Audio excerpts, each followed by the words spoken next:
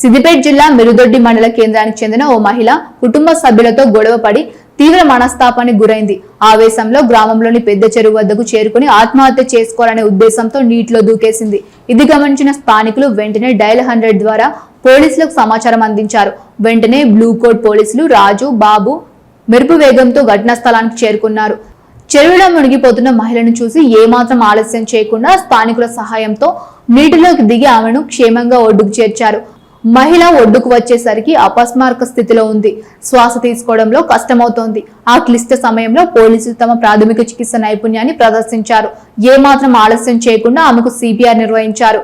పోలీసుల కృషితో ఆమె ఊపిరి పీల్చుకోవడంతో అక్కడున్న వారంతా ఊపిరి పీల్చుకున్నారు. అనంతరం ఆమెను మెరుగైన చికిత్స కోసం ఆసుపత్రికి తరలించారు.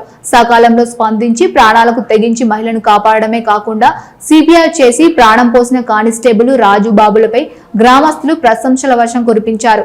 పోలీసులంటే కేవలం శాంతి భద్రతలు కాపాడమే కాదు, ఆపదలో ఉన్న వారికి ప్రాణదాతలు కూడా అని స్థానికులు కొనియాడారు. ఉన్నతాధికారులు సైతం ఆ పోలీసుల సమయస్ఫూర్తికి అభినందించారు.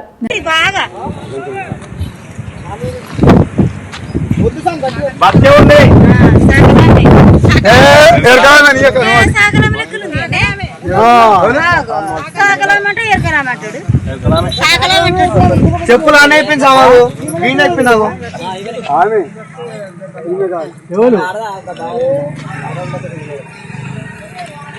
బాగా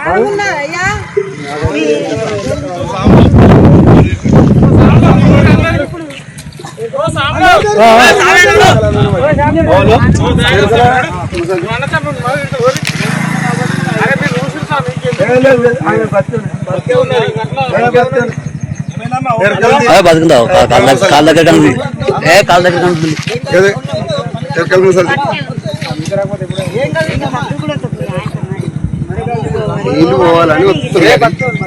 బతుకుంటే ఏం కాదు ఏడికే పడదు ఈయన పడదా ఈయన పడదు